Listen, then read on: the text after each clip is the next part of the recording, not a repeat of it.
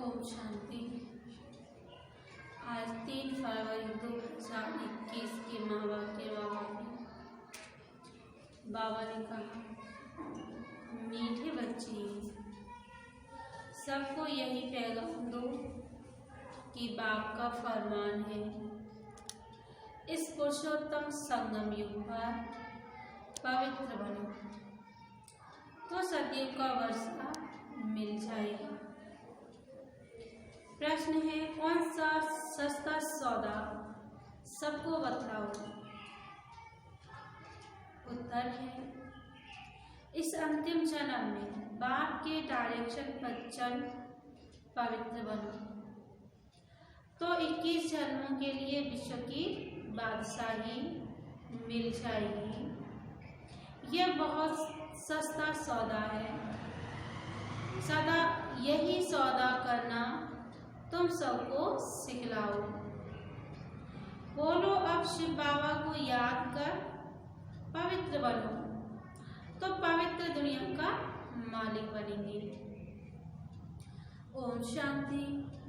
रूहानी बच्चे जानते हैं, रूहानी बाप समझाते हैं कि प्रदर्शनी व मेले में शो दिखलाते हैं या चित्रों पर मनुष्यों को समझाते हैं कि बाप से अब बेहद का वर्षा लेना है।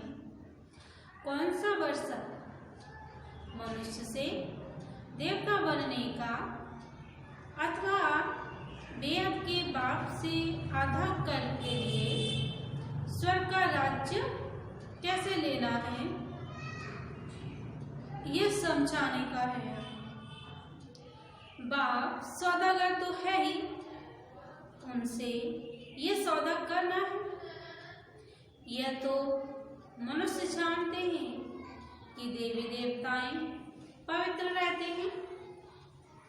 भारत में जब सतयुग था तो देवी देवताएं पवित्र थे, तो जरूर उन्होंने कोई प्राप्ति की होगी स्वर्ग के लिए। स्वर्ग की स्थापना करने वाले बाप बगैर कोई भी प्राप्ति करा न सके। पतित पावन बाप ही पतितों को पावन बनाए, पावन दुनिया का राज्य भाग्य देने वाले हैं। सौदा कितना सस्ता देते हैं। वह सब कहते हैं यह तुम्हारा अंतिम शरण है। जब तक मैं यहाँ हूँ पवित्र बनो। मैं आया हूँ पवित्र बनाने। तुम इस अंतिम जन्म में पावन बनने का पुरुषार्थ करो तो पावन दुनिया का वर्षा लेंगे। पवित्र बनो। सौदा तो बड़ा सस्ता है। तो बाबा को विचार आया बच्चों को ऐसे समझाना चाहिए कि बाप का फरमान है पवित्र बनो। यह पुरुषोत्तम संगम युग है जो पवित्र बनने का है। उत्तम से उत्तम पुरुष है ही देवताएं। लक्ष्मी नारायण का राज्य चला है ना। डीटी वर्षावंटी तुमको बाप से वर्षे में मिल सकती है। बाप की मत पर यह अंतिम जन्म पवित्र बनेंगे तो यह भी युक्ति बतलाते हैं कि योग बल से अपने को तमो प्रधान से सतो प्रधान कैसे बनाओ। बच्चों को कल्याण लिए खर्चा तो करना ही है। खर्चे बगैर राजधानी स्थापन नहीं हो सकती है। अभी लक्ष्मी नारायण की राजधानी स्थापन हो रही है। बच्चों को पवित्र जरूर बनना है। मनसा वाचा करना, कोई भी उल्टा सुल्टा काम नहीं करना है। देवताओं को कभी कोई खराब ख्याल भी नहीं आता है। मुख से ऐसा कोई वचन नहीं निकलता है। वह है ही सर्वगुण संपन्न संपूर्ण निर्विकार मर्यादा पुरुषोत्तम जो होकर जाते हैं उन्हों की महिमा गाई जाती है। अब तुम बच्चों को भी वही देवी देवता बनाने आया हूँ तो मनसा वाचा करना, कोई भी ऐसा बुरा काम नहीं करना। देवता संपूर्ण निर्विकारी थे। यह गुण भी तुम अभी धारण कर सकते हो क्योंकि इस मृत्यु लोक में तुम्हारा यह अंतिम जन्म है। पतित दुनिया को मृत्यु लोक, पावन दुनिया को अमर लोक कहा जाता है। अभी मृत्यु लोक का विनाश सामने खड़ा है। जरूर अमरपुरी की स्थापना होगी। यह वही महाभारी महाभारत लड़ाई है जो शास्त्रों में दिखाई हुई है, जिससे पुरानी विशेष वर्ग खत्म होती है। परंतु यह ज्ञान कोई में है नहीं। बाप कहते हैं अब अज्ञान नींद में से जागो। 5 विकारों का नशा चढ़ता है। अब बाबा कहते हैं कि पवित्र बनो।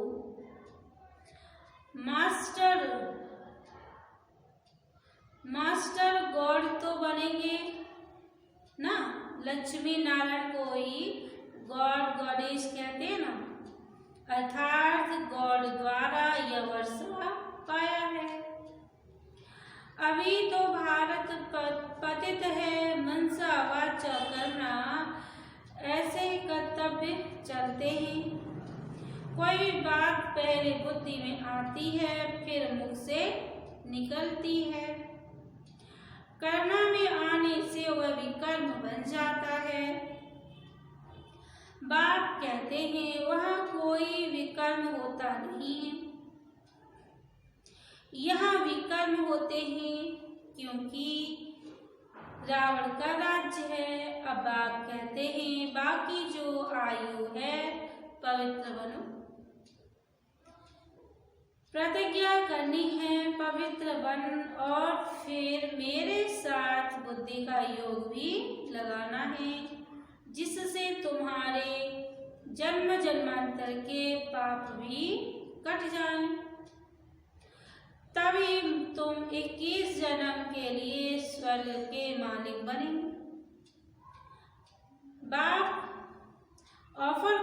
हैं, यह तो समझाते रहते हैं कि इन द्वारा बाप यह वर्षा देते हैं। वह है शिव बाबा और यह है दादा, इसीलिए कहते भी हैं बाप दादा। शिव बाबा ब्रह्मा दादा। बाप कितना सौदा करते हैं। मृत्यु लोक का विनाश सामने खड़ा है, अमर लोक की स्थापना हो रही है। प्रदर्शनी मेला करते ही इसलिए है कि भारतवासियों का कल्याण हो। बाप ही आकर भारत में राम राज्य बनाते हैं। राम राज्य में जरूर पवित्र ही होंगे। बाप कहते हैं बच्चे, काम महाशत्रु है। इन 5 विकारों को ही माया कहा जाता है। इन पर जीत पाने से तुम जगत जीत बनेंगे। जगत जीत है ही देवी देवताएं, और कोई जगत जीत बन नहीं सकते हैं। बाबा ने समझाया था क्रिश्चियन लोग अगर आपस में मिल जाएं तो सारी सृष्टि की राजाई ले सकते हैं, परंतु लॉ नहीं है।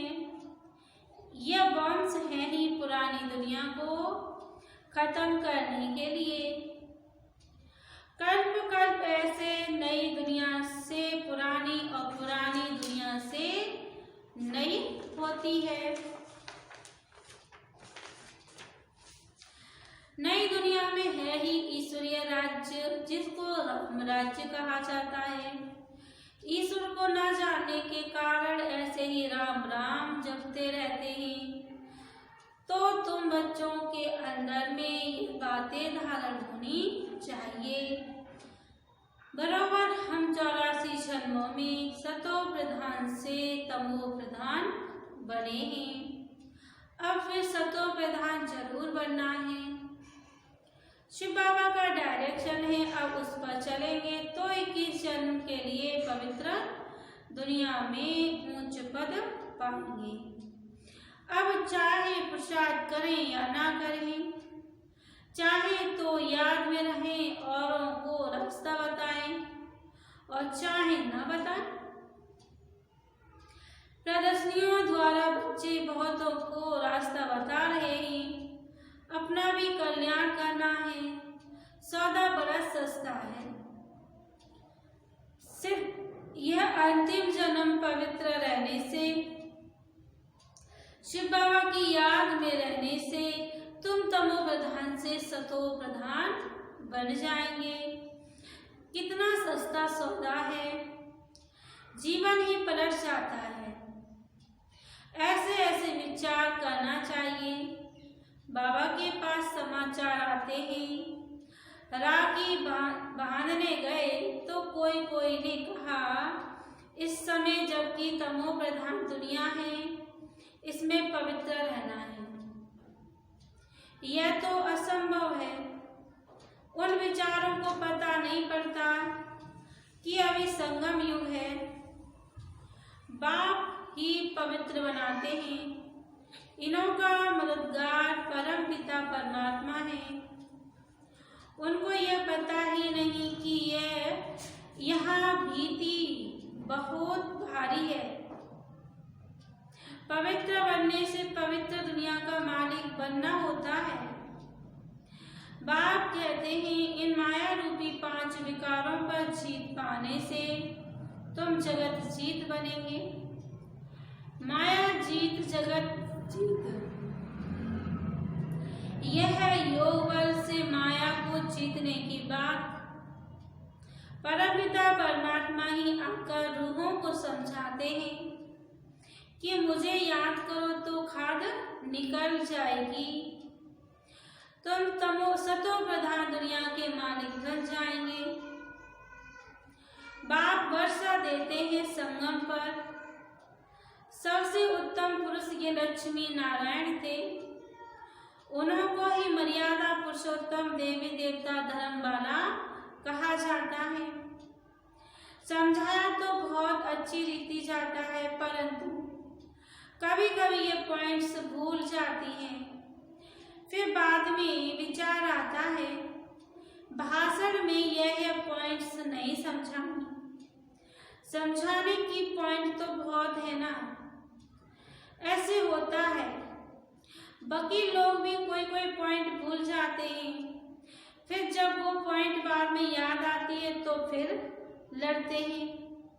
डॉक्टर लोगों का भी ऐसे ही होता है। ख्यालात चलती है इस बीमारी के लिए दवाई ठीक है, यहाँ भी पॉइंट तो ढेर है।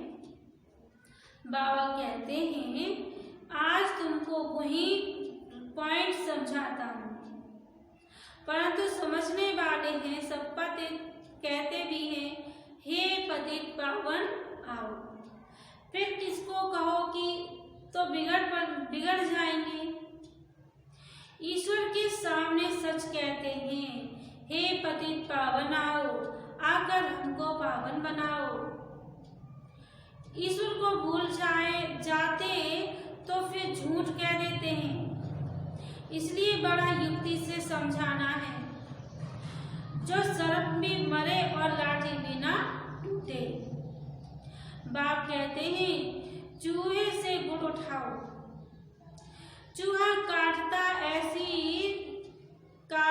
ऐसी युक्ति से है जो खून भी निकलता है, परंतु पता बिल्कुल नहीं पड़ता है। तो बच्चों की बुद्धि में सब पॉइंट रहनी चाहिए। योग में रहने वालों को समय पर मदद मिलती है। हो सकता है सुनने वाला सुनाने वाले से भी जास्ती बाप का प्यारा हो, तो बाप खुद भी बैठ समझा देंगे। तो ऐसा समझाना है जो वह समझे। पवित्र बनना तो बहुत अच्छा है। यह एक जन्म पवित्र रहने से हम 21 जन्म पवित्र दुनिया के मालिक बनेंगे। भगवान वाच्य है ना, यह अंतिम जन्म पवित्र बनो तो हम गारंटी करते हैं ड्रामा प्लान अनुसार तुम 21 जन्म के लिए वर्षा पा सकते हो। यह तो हम कल्प वर्षा पाते रहते हैं।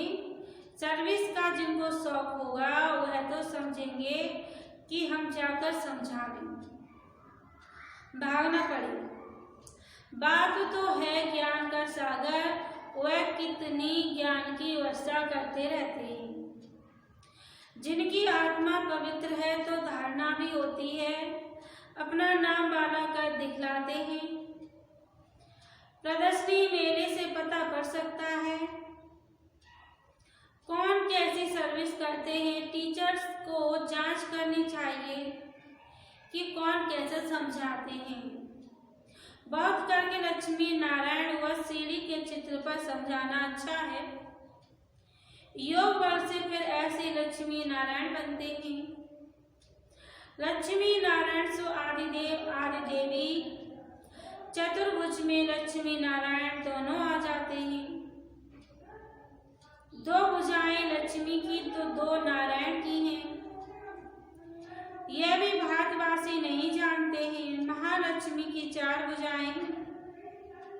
इसका मतलब ही है वे युगल है। विष्णु है ही चतुर्भुज। प्रदर्शनी में तो रोज रोज समझाया जाता है। रथ को भी दिखाया है। कहते अर्जुन बैठा था, कृष्ण रथ चलाने वाला था। ये सब है दंत कथाएं। अभी यह ज्ञान की बातें दिखाते हैं। ज्ञान अमृत का कलश लक्ष्मी के सिर पर रखा है। वास्तव में कलश रखा है जगत अम्बा पर, जो फिर लक्ष्मी बनती है। यह भी समझाना पड़े। सतयुग में एक धर्म एक मत के मनुष्य होते हैं। देवताओं की है ही एक मत। देवताओं को ही श्री कहा जाता है और किसको नहीं कहते हैं।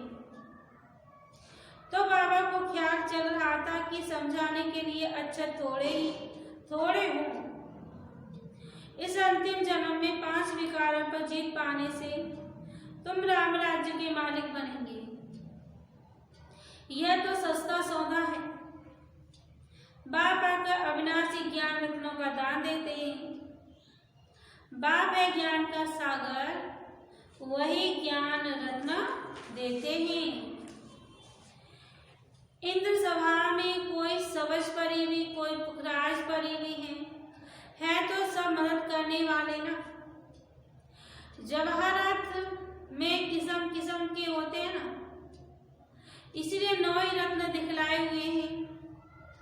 यह तो जरूर है, जो अच्छी रीति पढ़ेंगे तो पदवी पाएंगे। नंबरवार तो है। पुरुषार्थ करने का टाइम यह है। यह तो बच्चे समझते हैं हम बाप की माला के दाने बनते हैं। जितना शिव बाबा को याद करेंगे उतना हम, जैसे कि याद की यात्रा में दौड़ी पहनते हैं, पाप भी जल्दी विनाश होंगे। यह पढ़ाई कोई लंबी चौड़ी तो नहीं है, सिर्फ पवित्र रहना है, दैवी गुण भी धारण करने हैं। मुख से कभी पत्थर नहीं निकालने चाहिए।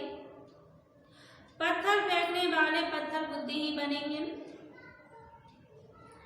रत्न निकालने वाले ही उच्च पद पाएंगे। यह तो बहुत सहज है। जिज्ञासु को समझाओ। पतित पावन सर्व का मुक्ति, जीवन मुक्ति दाता परम पिता परमात्मा शिव कहे, हे भारतवासी रूहानी बच्चों, रावण राज्य मृत्यु लोक के इस कलयुग अंतिम जन्म में पवित्र हो रहने से और परमपिता परमात्मा शिव के साथ बुद्धि योग की यात्रा से तमो प्रधान आत्माएं सतो प्रधान आत्मा बन सतो प्रधान सतयुगी विश्व पर पवित्रता, सुख, शांति, संपत्ति संपन्न मर्यादा पुरुषोत्तम दैवी स्वराज्य पद फिर से पा सकते हो। 5000 वर्ष पहले के मिशन, परंतु होवनहार महामारी विनाश के पहले बाप हमको ये उत्साह देते हैं, पढ़ाई पढ़ाते हैं। जितना पढ़ेंगे उतना पद पाएंगे। साथ तो ले ही जाएंगे, फिर हमको इस पुराने शरीर का व इस दुनिया का ख्याल क्यों होना चाहिए। तुम्हारा टाइम है पुरानी दुनिया को छोड़ने का। ऐसी बातें बुद्धि में मंथन होते रहें तो भी बहुत अच्छा है। आगे जब प्रसाद करते करते समय आता जाएगा, फिर गुटखा नहीं खाएंगे।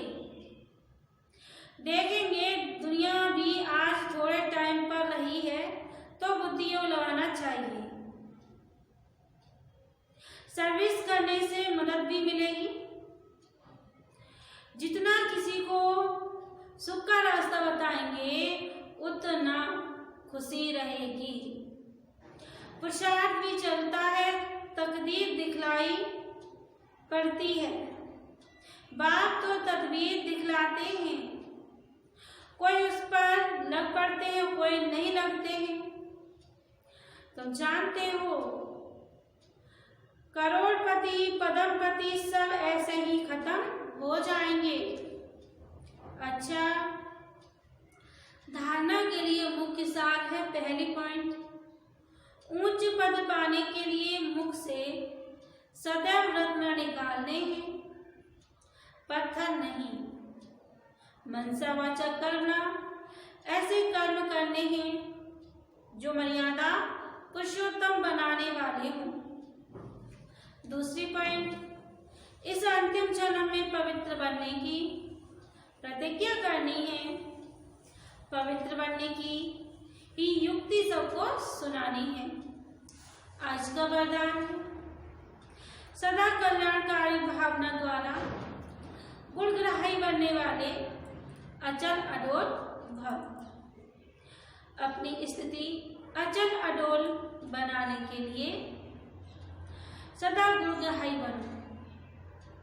अगर हर बात में गुणग्राही होंगे तो हलचल में नहीं आएंगे। गुणग्राही अर्थात कल्याण की भावना। अवगुण में गुण देखना, इसको कहते हैं गुणग्राही। इसलिए अवगुण वाले से भी गुण उठाओ।